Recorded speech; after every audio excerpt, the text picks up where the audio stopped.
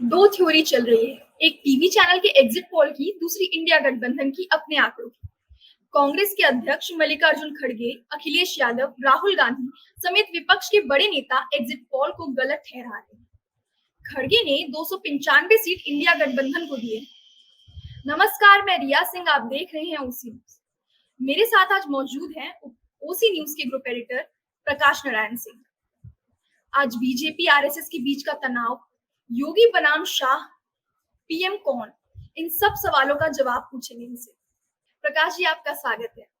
अब ऐसे में यह सवाल है प्रकाश जी कि एग्जिट पोल का सच क्या है, जरा डेटा के आधार पर बताइए।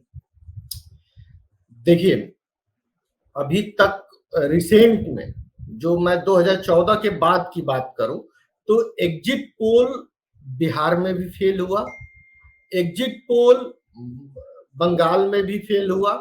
हालांकि मेरा दावा ये नहीं है कि अभी एग्जिट पोल फेल होगा कि पास होगा, लेकिन मैं आपको कुछ आंकड़ों के जरिए ये जरूर बताऊंगा कि मुझे एग्जिट पोल जितना बढ़ा चढ़ा के बता रहा है वैसी स्थिति नहीं है। अब 2019 से चलते हैं। 2019 में बीजेपी का परफॉर्मेंस सबसे बेस्ट रहा। तो ऐसी स्थिति कैसे बनी कि 2019 में बीजेपी का लहर 2014 से भी ज्यादा रहा? ये आंकड़ों से समझिए, सीटों से समझिए। राजस्थान, झारखंड, तेलंगाना, आसाम, ये चार ऐसे राज्य हैं और ये चार राज्यों में कितने सीटें हैं? तो राजस्थान में 3, झारखंड में 3, तेलंगाना में 4 और आसाम में 6, यानी 6 4 10, 4 14, 3 17, 3 21, 21 सीटें। ध्यान दीजिएगा, मैं बार बार ये कहना चाह रहा हूं, 21 सीटें मात्र 1% वोट से बीजेपी जीती थी। मात्र 1%। इन चार राज्यों में 21 सीटें मात्र 1% वोट से 2019 में जीती, जब उस समय पुलवामा अटैक का लहर था, उस समय एयर स्ट्राइक का था और मोदी सरकार अपने चरम लोकप्रियता पे थी। और ऐसे हालात में भी वो 21 ऐसी सीटें थी जो 1% वोट से मोदी सरकार जीती। अब आइए, बिहार की 6 ऐसी सीटें थी। मैं केवल डेटा के आधार पर बताना चाह रहा हूं। बिहार की 6, उड़ीसा की 7, यानी 6 और 7 कितना हुआ? 13। यानी ये 13 ऐसी सीटें थी जो मात्र 2% वोट से बीजेपी ने जीता था। यानी 21 और 13 कितना हुआ? 34। 34 ऐसी सीटें थी जहां बीजेपी ने 1% और 2% की मार्जिन से चुनाव जीता था। ऐसे में क्या आज के हालात में आप मानती हैं या आम जो दर्शक हैं ये मानने को तैयार हैं कि बीजेपी की लोकप्रियता जब पाकिस्तान में एयर स्ट्राइक के वाले दौर वाली है, आज 2024 में वही है? विपक्ष जिस तरह 2019 में शिथिल था, क्या आज विपक्ष उसी तरह शिथिल है?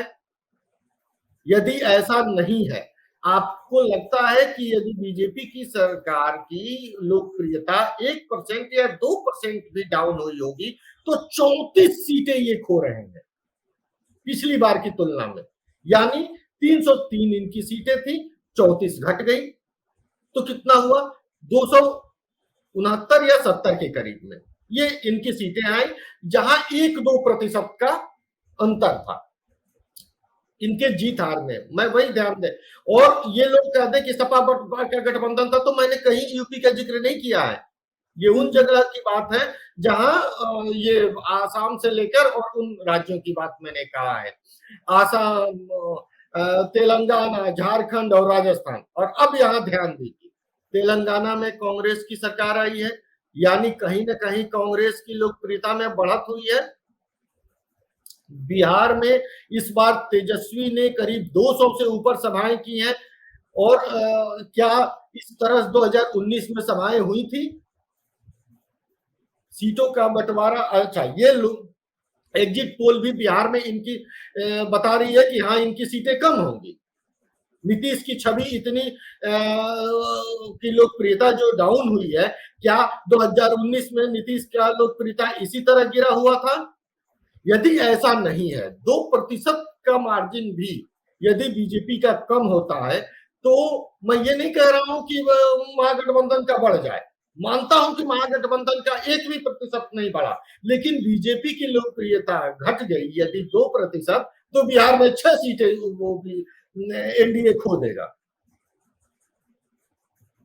तो यही मैं कहना चाह रहा हूं कि अभी के एग्जिट पोल पे मुझे उतना 100% भरोसा नहीं है, पहली बात। दूसरी बात यह है कि अब 3% से भी जान लीजिए, हालांकि 3% के बाद वाले अंतर को, मार्जिन को लपेटना मैं थोड़ा सा मुश्किल समझता हूं। वो नेक टू नेक फाइट का होगा, जैसे छत्तीसगढ़, महाराष्ट्र, मध्य प्रदेश। महाराष्ट्र में ये लोग भी कह रहे हैं कि एग्जिट पोल में भी आ रहा है कि महाराष्ट्र में इनकी संख्या घटेगी। तो पिछली बार ही 8 सीटें महाराष्ट्र में मात्र 3% वोट से ये जीते थे। छत्तीसगढ़ में 8 सीटें मात्र 3% वोट के मार्जिन से जीते थे। मध्य प्रदेश में 8 सीटें मात्र 3% मार्जिन से ये जीते थे। यानी 24 ऐसी सीटें थी जो ये मात्र 3% वोट से जीते थे। वेस्ट बंगाल में 13 ऐसी सीटें थी जहां ये मात्र 4% वोट से जीते हैं। कर्नाटक में 16 ऐसी सीटें हैं जहां ये मात्र 5% वोट से जीते थे। ऐसे हालात में आपको यदि लगता हो कि 2019 से मोदी की लोकप्रियता, प्रधानमंत्री मोदी की लोकप्रियता अत्यधिक बढ़ गई है, तब तो मैं मान सकता हूं कि एक तरफा जीत हो रही है। लेकिन यदि विपक्ष की एकजुटता, और आपको लगता है जैसे यूपी में हुआ, बिहार में हुआ, सवर्णों की नाराजगी, युवाओं की नाराजगी, और यदि ये फलीभूत होता है तो ये सीटें इन आंकड़ों पे, पिछले बार 2019 में जो आंकड़े आए हैं उस चरम उत्कर्ष था उनकी लोकप्रियता का, क्योंकि इन्होंने पाकिस्तान में घुस के मारा था, ऐसी छवि बनी हुई। तो ऐसी परिस्थिति में उनकी वो मात्र 1% 2% से करीब 34 सीटें जीतते हैं। तो ये 34 सीटों पे तो संख्या में दिक्कत आ सकती है इस बार। यही है मेरा कहना। अच्छा, मान लेते हैं कि अगर बीजेपी की सीटों की संख्या 230 से 250 तक हो गई, तो पीएम कौन बनेगा? ये तो देखने के लिए आप चुनाव के दौरान चलिए। मैं दर्शकों को बता दूं, पहली बार 2019 में भी नहीं गए थे योगी जी नितिन गडकरी के चुनावी क्षेत्र में, जबकि 2017 में से सीएम है, उनकी लोकप्रियता उस समय भी काफी हाईएस्ट, लेकिन नितिन गडकरी के क्षेत्र में नहीं गए थे। और इस बार 2 दिन चुनाव के दौरान 2 दिन योगी का नितिन गडकरी के लोकसभा क्षेत्र में ठहर जाना, ये बहुत बड़ा संकेत था। और ये सब विदित है, सभी जानते हैं कि नितिन गडकरी की गुजरात टीम से, यानी मोदी जी एंड शाह टीम से बहुत अच्छे संबंध नहीं है। इसका असर आपने देखा होगा, संसदीय दल से भी बीजेपी के नितिन गडकरी को हटा दिया गया है। तो मेरा ऐसा मानना है, हालांकि बार बार मैं ये कहना चाह रहा हूं कि प्रधानमंत्री यदि आप 230 की बात करते हैं, मैं 250 भी ये तय करता हूं कि 250 भी यदि बीजेपी की सीट आ जाती है और इनकी संख्या 272 से 250 के बीच में आ जाती है, तो ये फंस जाएंगे। प्रधानमंत्री मोदी के खिलाफ बीजेपी के अंदर भी सुर तेज होंगे और सहयोगी दल भी अब आंख दिखाना शुरू कर देंगे। और ऐसे हालात में नितिन गडकरी और योगी बीजेपी के अंदर प्रमुख विरोधी के रूप में आएंगे। हालांकि इनमें से किसी का पीएम बनना लगभग नामुमकिन मैं मानता हूं। क्योंकि आरएसएस इसमें इंटरवीन करेगी। और क्या होगा ऐसी परिस्थिति में क्योंकि मोदी एंड शाह की टीम ने भी तो अपने लोगों को ही टिकट दिया है, तो टिकट के बंटवारे में इनके लोगों के प्रति इनकी वफादारी के भी तो सांसद होंगे। दूसरी बात, फिनेंशियली मजबूत है। ऐसी स्थिति में हो सकता है कि आरएसएस बीच का रास्ता अख्तियार करे, क्योंकि आरएसएस से भी इनके संबंध उचित नहीं है इस चुनाव में, जैसे जेपी नड्डा ने बोल दिया है। क्या ये बात का सवाल है? मैं बता दूं कि अभी भी ऐसे हालात में, अच्छा, योगी जी के लिए सबसे बड़ा रोड़ा होगा उनका सवर्ण होना, गडकरी के लिए भी यही रोड़ा है, वो ब्राह्मण, अयाचक ब्राह्मण में आते हैं। तो ऐसी परिस्थिति में एक पिछड़े, जब जब जिस देश में 60% से ऊपर वोटर पिछड़ा है, ऐसी परिस्थिति में नरेंद्र मोदी जो एक पिछड़े के चेहरा के रूप में भी स्थापित है, उनको हटा के किसी सवर्ण को आरएसएस लाए, ये संभव नहीं है। तो ऑप्शन कौन बनता है? अनुभव और आरएसएस के प्रति समर्पित और सबसे मजबूत आरएसएस के गढ़ में सबसे लंबे दौर तक मुख्यमंत्री रहे शिवराज सिंह चौहान का नाम आगे आ सकता है। ऐसा मैं एक सियासी छात्र होने के नाते मुझे लगता कि शिवराज सिंह चौहान पीएम की रेस में तब सबसे आगे होंगे और सबसे यही बीच का रास्ता तय किया जाएगा कि शिवराज सिंह चौहान को बना दिया जाए। ये पहली बार सुनने को मिल रहा है कि शिवराज सिंह चौहान पीएम के कुर्सी पर जा सकते हैं, ऐसा और किसी ने नहीं कहा। अभी जैसे आपने बोला कि आरएसएस के साथ बीजेपी के संबंध कुछ सही नहीं चल रहे, तो उस पर आप क्या बताएंगे आगे? नहीं, मैं इसलिए बोला, मैं ऐसे नहीं बोल रहा हूँ, ऐसे जमीन पे जो है वो सर्वविदित है, सब लोग देख रहे हैं। सबसे बड़ा सवाल ये है, आप 2-3 वजह है। पहला वजह क्या है? जेपी नड्डा ने इंटरव्यू में कहा कि बीजेपी अब अपने स्वतः पैरों पे खड़े होने के काबिल है और स्वतः चल सकती है।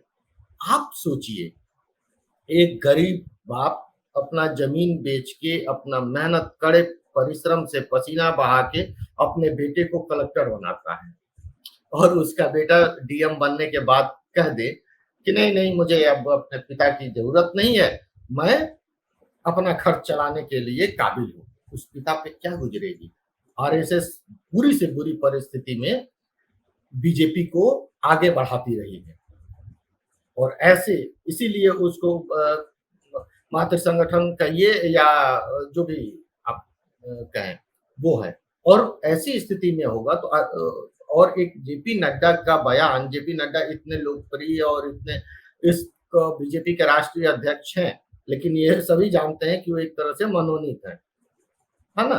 तो जेपी नड्डा का बयान कहीं ना कहीं शाह और मोदी के सहमति को दर्शाता है, उनके सोच को दर्शाता है, पहली बात। दूसरी बात, एक बात देखिए, जब राम मंदिर का वो हो रहा था, राम मंदिर निर्माण के दौरान, राम मंदिर का जिस दिन उद्घाटन हो रहा था, उस दौर में आरएसएस ने गली गली में, हर मंदिर पे, हर जगह क्या भव्य कार्यक्रम कराया। एक देश में ऐसा लहर पैदा किया कि विपक्ष उसी लहर में एकदम उनकी छवि, विपक्ष की का मोरल इतना डाउन हो गया, ऐसा कॉन्फिडेंस हिल गया कि विपक्ष 2 चरण के मतदान के बाद जागा है। अदरवाइज सिर्फ राहुल गांधी जो थे वो वोकल थे। यानी कहीं ना कहीं आप ये समझिए कि जो राम जन्मभूमि, राम मंदिर के उद्घाटन के समय जो लहर पैदा हुई थी, जो क्या आरएसएस ने वो इलेक्शन तक बरकरार रखा। आरएसएस का कार्यकर्ता क्या गली गली उस तरह से पर्चा इस बार बांटा है, बूथ पे लड़ाई किया है? नहीं, इस बार आरएसएस के लोग शांत रहे हैं। तो ये कहीं ना कहीं ये दिखाता है कि बीजेपी और आरएसएस के बीच में सब कुछ ठीक नहीं है। ठीक है, बहुत बहुत धन्यवाद प्रकाश जी आपका हमारे साथ जुड़ने के लिए। तो उम्मीद करती हूँ आपको ये जानकारी पसंद आई होगी और आपको इससे कुछ नया जानने को मिला होगा। ऐसी ही तमाम जानकारियों के लिए हमारे चैनल को सब्सक्राइब करें।